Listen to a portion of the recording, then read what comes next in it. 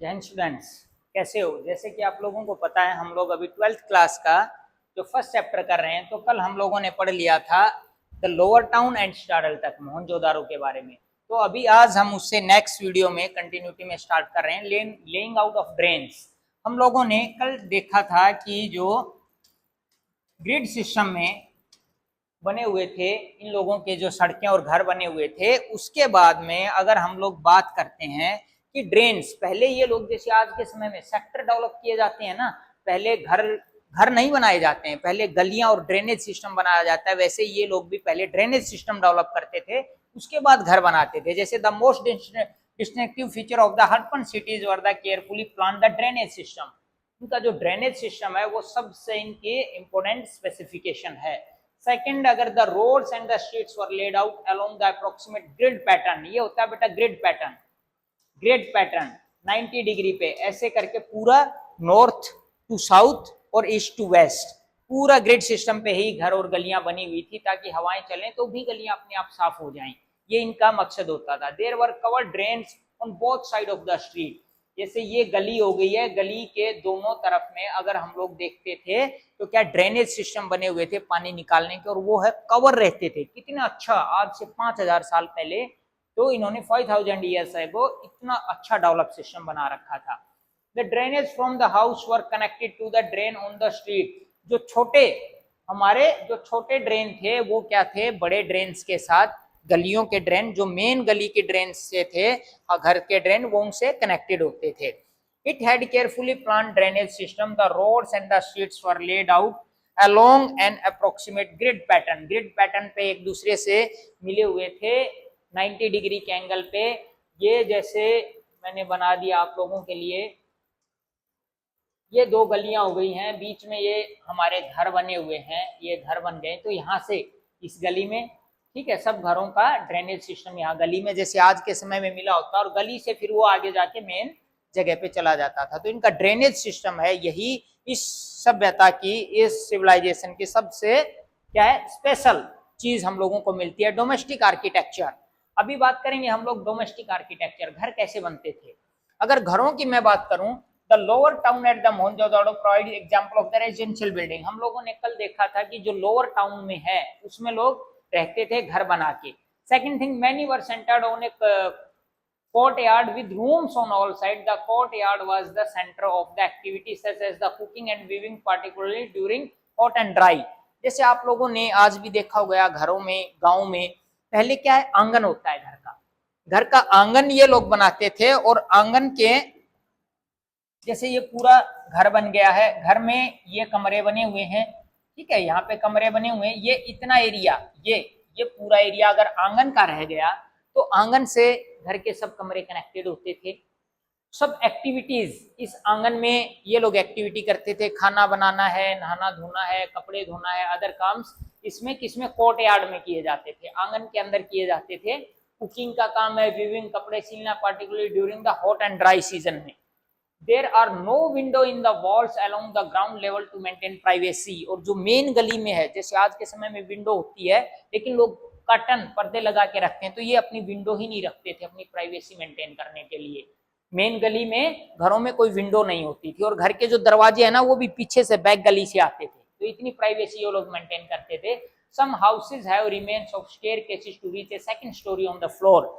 कई घर हमें डबल स्टोरी भी मिले हैं, डबल स्टोरी, और उनमें ऊपर चढ़ने के लिए क्या है, सीढ़ियां भी, स्टेयरकेसेस भी हमें ऊपर चढ़ने के लिए मिले हैं। About 700 wells have been found from the Mohenjodaro. इनके घरों में पानी के लिए जो आंगन होता था, हमारा आंगन में क्या थे, वेल्स थे, कुएं खुदे हुए थे, और मोहनजोदाड़ो में 700 क्या वेल्स मिले। It is a very important question, MI question, most important question आप इसको बोल सकते हो, कि ये बड़ी क्लासों में भी आता है, जब आप हायर एजुकेशन में जाएंगे तब भी ये क्वेश्चन आता है कि 700 वेल्स, कुएं हमें कौन सी साइट पे मिले, मोहनजोदाड़ो पे।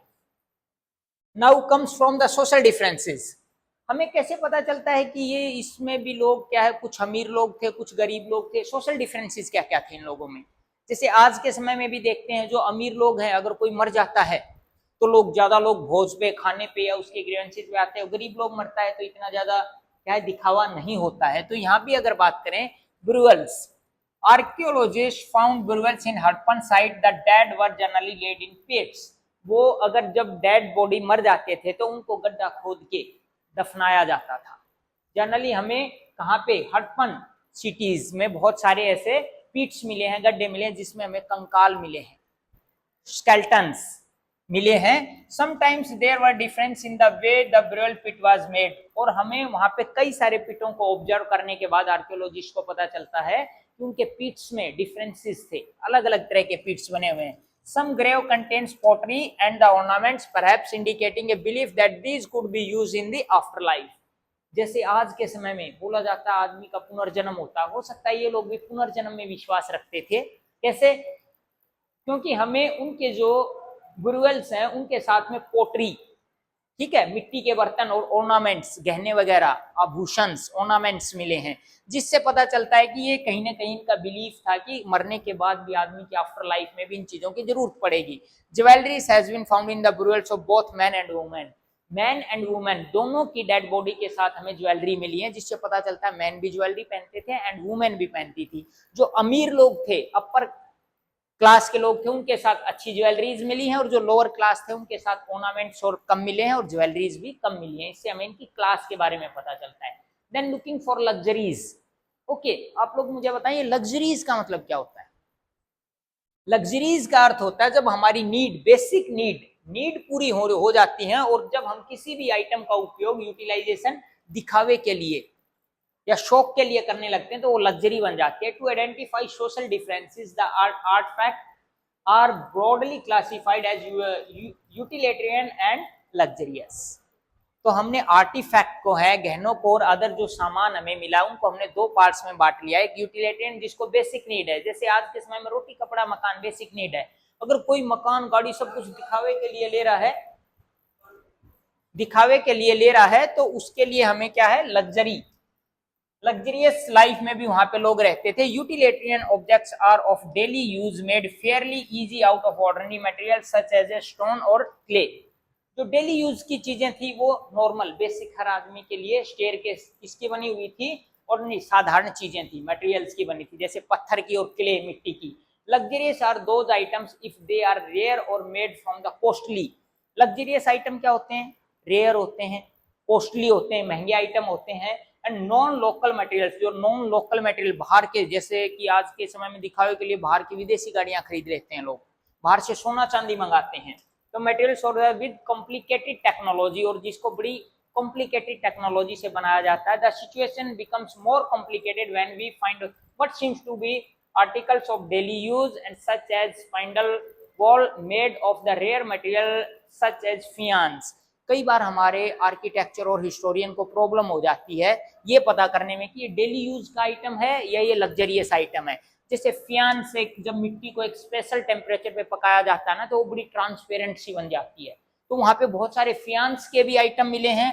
चरखे जैसे हमें काटने के स्पाइंडल, ठीक है, जैसे धागे को काटने के लिए भी हमें आइटम मिले हैं जो एक रेयर धातु के बने रहते थे, रेयर मेटल के बने रहते थे। तो इससे पता चलता है कई बार हम लोगों के सामने ये प्रॉब्लम्स आती हैं कि ये लग्जरियस आइटम है या कॉमन यूज का आइटम है। देन अगर हम बात करें क्राफ्ट प्रोडक्शन, ये लोग क्राफ्ट प्रोडक्शन के मामले में अगर मैं बताऊं तो बहुत ही बेहतरीन थे। क्राफ्ट के अंदर न्यू टेक्नोलॉजी से नए नए आइटम बनाना, कच्चे मेटल से अच्छे आइटम्स बनाना। जैसे the artist and the craftsman of the Harappan civilisation और हाईली स्किल्ड, ये लोग है ना बहुत स्किल्ड थे। Various of the craft, metal casting, metal को बड़े अच्छे से यूज करते थे, स्टोन क्राविंग, पत्थर के ऊपर उकेरते थे, making and painting pottery and making the terracotta images, terracotta की इमेज, पोट्री, पत्थर की इमेजेस, ये सब बनाने में ये बड़े ही माहिर लोग थे। इनका आर्किटेक्चर बहुत ही अच्छा था। Chanhudaro was exclusively developed to craft production. देखो जो चहुंदड़ो शहर है वो प्रोडक्शन क्राफ्ट के लिए, एक क्वेश्चन आता है हमेशा, कौन सा शहर है जो इंडस वैली सिविलाइजेशन का है, जो शहर की किसके लिए, क्राफ्ट के लिए फेमस था, कौन सा है? चहुंदड़ो। चहुंदड़ो आज के टाइम पे कहाँ पे है? पाकिस्तान में। कहाँ पे है? पाकिस्तान में। ईट इंक्लूडिंग बीड मेकिंग, मनके, जैसे माला के मनके होते हैं, सेल कटिंग, पत्थरों को काटना, ठीक है, मेटल का work, seal making and weight making, ठीक है, बाट बनाना पत्थर के वजन तोलने के लिए, ये सब चीजें ये काम करते थे। The variety of materials used to make beads is remarkable. जो बीड्स बनाने में जो मटेरियल यूज हुआ है वो बहुत ही रिमार्केबल है। Technique for making beads difference according to the material, और हर मटेरियल के हिसाब से टेक्निक अलग अलग हो जाती है। जैसे ये लोग ब्रॉन्ज का यूज करते थे, ब्रॉन्ज में कॉपर प्लस टीन, इन दोनों को क्या करके मेल्ट करके आपस में मिक्स किया जाता था तो ब्रॉन्ज बनाते थे। तो अलग अलग यूज के लिए अलग अलग टेक्नोलॉजी का उपयोग करते थे। पत्थर के लिए अलग यूज होती थी, मेटल के लिए अलग। Okay, nodules were chipped into the rough shape and then finally flaked into a final form.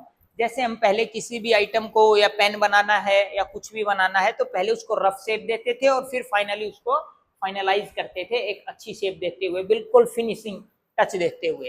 वैसे ये लोग करते थे। Specialised drills have been found at Chanhudaro, Lothal, more recently at Dholavira.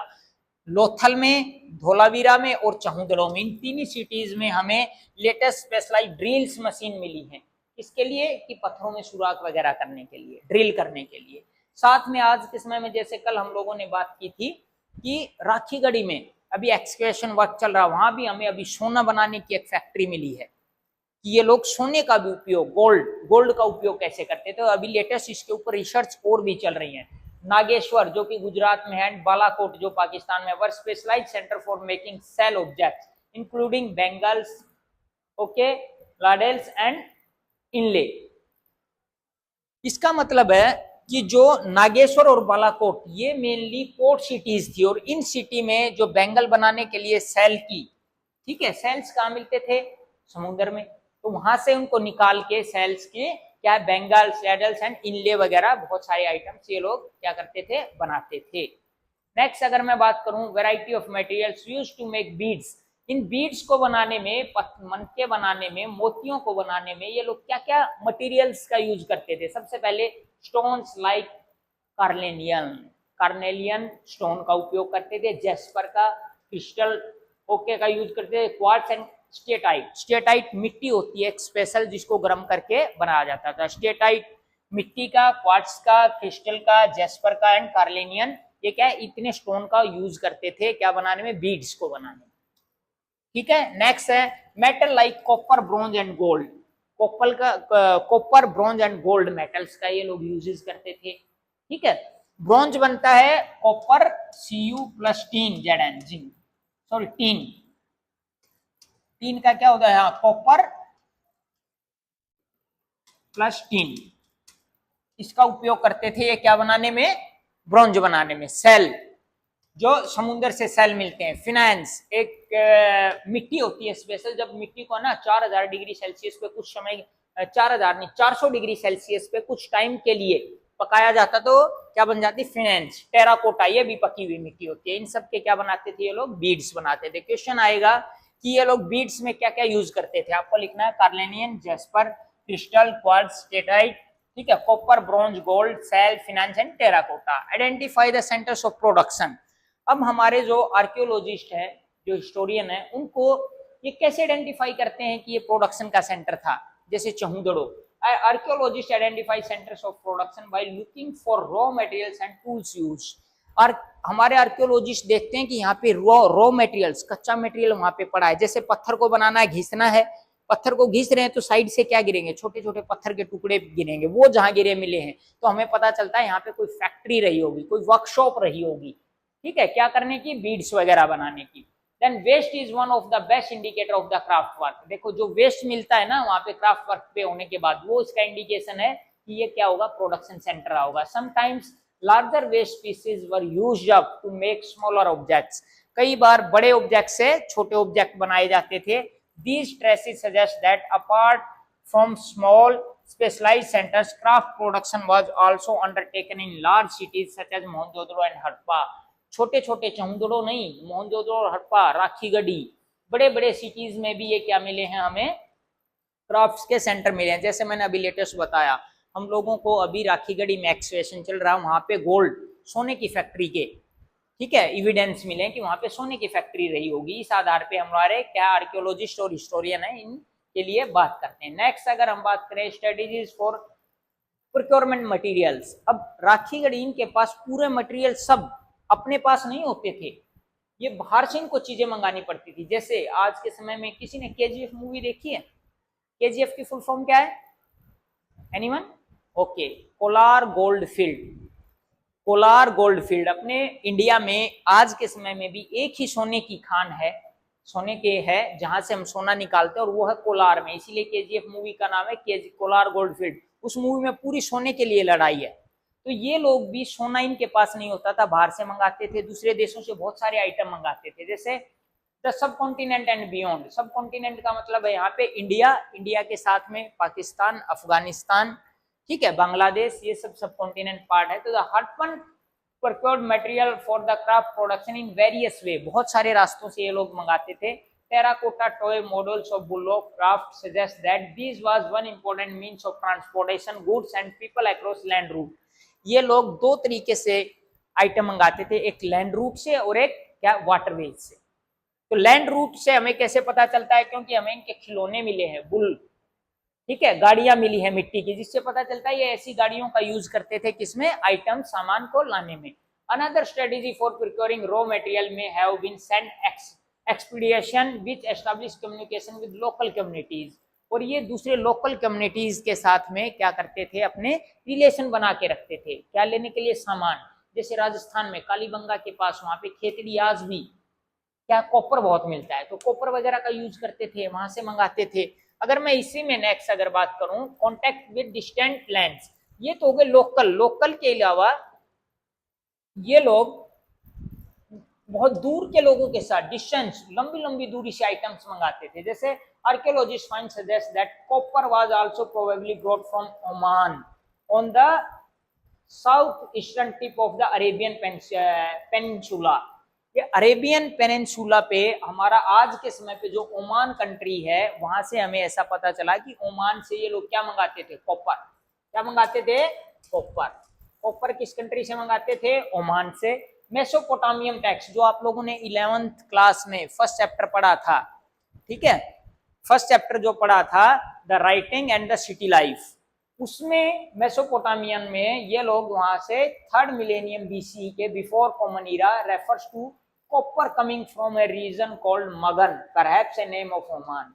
पुराना नाम इसका ओमान का क्या है? मगन है। वो हमें कहां से पता चलता है? मेसोपोटामिया से। मतलब ये ओमान से कॉपर मंगा रहे हैं। Other archaeological finds include Harappan seals, weight, dice and beads which suggest contact with the region named Dilmun, probably the island of Bahrain. आज का जो बहरीन देश है, बहरीन, जिसको ये लोग क्या बोलते हैं? दिलमुन।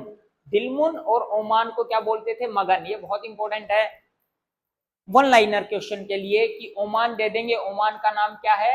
मगन। दिलमुन दे देंगे, दिलमुन किसका नाम है? बहरीन का, ठीक है। Magan and Meluhha possibly by the Harappan reason.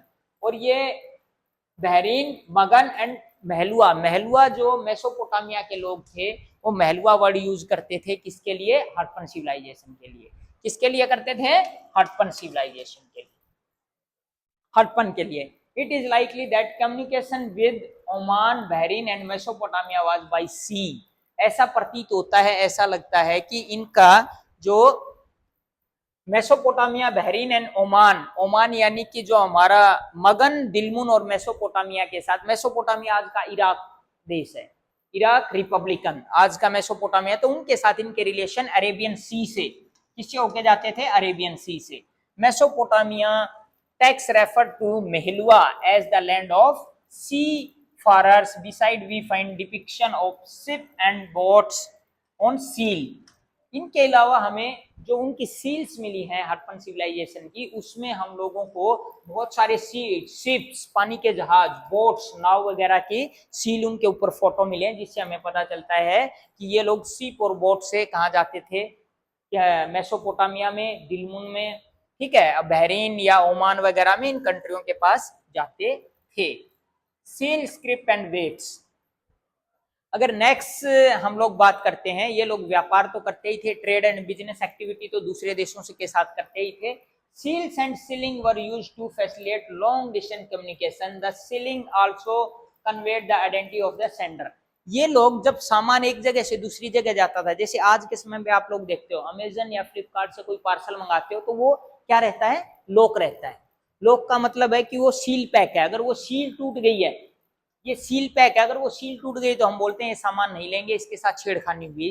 ऐसे ही ये लोग जब अपने दूसरे देशों के साथ व्यापार करते थे, भेजते थे, तो अपने सामान के ऊपर सील लगा देते थे और उसको क्या है ऐसे मिट्टी के करके उसके ऊपर सील पत्थर की मार देते थे, तो जिससे ये लगता था अगर वो टूट गई है, ब्रेक हो गई है, तो इसका मतलब व्यापार में कहीं ना कहीं आइटम के साथ छेड़खानी हुई है, अदरवाइज आइटम्स है सही सलामत पहुंच गया है। तो ये लोग सील का यूज करते थे। किसका यूज करते थे? सील का यूज करते थे, उसके ऊपर मोहर लगाते थे। और सील के साथ में उसके ऊपर कुछ लिखा रहता था, उसमें सेंडर्स, कौन सेंडर भेजने वाले का नाम क्या है, जैसे आज के समय में बिल पे लिखा रहता है अमेजन का या फ्लिपकार्ट का है, सेंडर का नाम क्या है, उसके अंदर आइटम्स क्या है और कितने आइटम्स हैं, ये लिखे रहते थे। तो इसी आधार पर इनके स्क्रिप्ट और वेट, कितना वजन करते थे और उसमें लिखा क्या क्या रहता था, वो देखेंगे अभी। एंड इंजेमेटिक स्क्रिप्ट, इनकी जो स्क्रिप्ट है वो अभी बड़ी रहस्यमय है, इंजेमेटिक है, जिसको अभी तक है ना हम लोग पढ़ नहीं पाए। इनकी स्क्रिप्ट को पिक्टोग्राफिक स्क्रिप्ट भी बोला जाता है, जिसको अभी तक पढ़ नहीं पाए हैं। हड़प्पन स्क्रिप्ट इज, ये देखिए आ गया, regarded as pictographic as its uses picture. इनके हम लोग अगर बात करते हैं स्क्रिप्ट, पिक्टोग्राफिक स्क्रिप्ट थी, मतलब फोटो की तरह चीजें बनी रहती थी, जैसे नाव बन गई है, मंदिर या कुछ ऐसा, मतलब एक कोई भी फ्रेम बन गया है तो वैसे रहती थी, यूज रहती, उसमें पिक्चर यूज होते थे। Harappan seals usually have a line of writing, उसमें एक राइटिंग की लाइन भी रहती थी, probably containing the name and title of the owner, कि ये सामान आइटम्स किसने भेजा, मालिक का नाम रहता था उसके ऊपर। Scholars have also suggested that the motif generally an animal to those who could not read, तो इनके ऊपर ये बोलते हैं कि ये है ना एक मोटिफ, एक इंडिकेशन लिखा हुआ है जिसको आज तक हम लोग, जो हमारे स्कॉलर्स हैं वो क्या है पढ़ नहीं पाए हैं। मोस्ट इंस्क्रिप्शंस आर शॉर्ट, बहुत सारी जो है ना इंस्क्रिप्शन शॉर्ट हैं। The longest containing about 6 inch, और ज्यादा से ज्यादा नाम है केवल 26 साइन, 26 साइंस ही मिले हैं, इसलिए इनके जो अभी तक लिपि है, जो इनकी स्क्रिप्ट है, उसको हम लोग पढ़ नहीं पाए। ऑल्दो द स्क्रिप्ट रिमेन्स अनडिसिफाइड, इनकी स्क्रिप्ट क्या है, अनडिसिफाइड का अर्थ होता है इनकी स्क्रिप्ट को हम लोग पढ़ नहीं पाए हैं। To date it was evidently not alphabetically as it just too many signs, इसके अंदर ये अल्फाबेटिकली नहीं है, और इसके अंदर अगर हम साइंस की बात करें, कितने वर्ड्स हैं, 375 to 400 वर्ड्स। जैसे आपकी एबीसीडी कितनी है, 26। ओके, बच्चों के लिए क्वेश्चन है, बताओ ए आ और क ख ग घ ड़े हमारे कितने होते हैं, कमेंट में बताएंगे। तो ये बिटवीन कितना है, 375, 375 to 400 क्या मिले इनके स्क्रिप्ट के हमें साइन मिले। The script was written from the right to left, अभी हम लोग कैसे लिख रहे हैं, लेफ्ट टू राइट लिखते हैं ना इधर से ऐसे, बट इनकी स्क्रिप्ट हमें कैसे मिली है, ये मिली है ऐसे, राइट टू लेफ्ट, ऐसे करके इनकी स्क्रिप्ट मिली। तो इनकी स्क्रिप्ट के बारे में अगर बात करते हैं, पिक्टोग्राफिक, सबसे पहले अगर मैं बताऊं पिक्टोग्राफिक स्क्रिप्ट है, ठीक है, इनके ऊपर नाम, सील्स के ऊपर नाम रहता था, ओनर का नाम रहता था। सेकंड, इसके अंदर हम लोगों को 375 to 400 इसके अंदर साइंस हैं, जिनको आज तक हम लोग अल्फाबेटिकली अनडिसिफाइड है, और इसको क्या आज तक पढ़ा नहीं गया, और ये क्या थी, राइट टू लेफ्ट चलती। ठीक है, 4-5 पॉइंट है इनकी स्क्रिप्ट के बारे में। Then we will talking about the weights. Exchange, केवल ये आज लास्ट पढ़ेंगे weights. Exchange were regulated by the precise system of the weights usually made of a stone called chert and generally cubic with no marking. इन लोगों के, हम लोगों को जो वजन तोलने के लिए, जैसे आज के समय पे 1 किलो का लोहे का बट्टा होता है बाट, 2 किलो का है, 5 किलो का है, ऐसे हमें इनके वेट सिस्टम मिले हैं, और वो किसके बने होते थे, चार्ट, चार्ट नाम का एक पत्थर है, चार्ट, ठीक है, स्टोन के बने रहते थे और क्यूबिक शेप के होते थे, और इनके ऊपर है ना कोई भी मार्किंग नहीं मिली है। The lower denomination of the weights और बाइनरी, इनके जो डिनोमिनेशन है, जैसे 1 किलो का 2, 4, 8, 16, 32 ऐसे करके 12,800 तक जाते हैं। while the higher denomination followed the decimal system, और ये डेसिमल पॉइंट्स, हमारा जो दशमलव सिस्टम है, डेसिमल सिस्टम है, उसका वेटिंग के लिए यूज करते थे।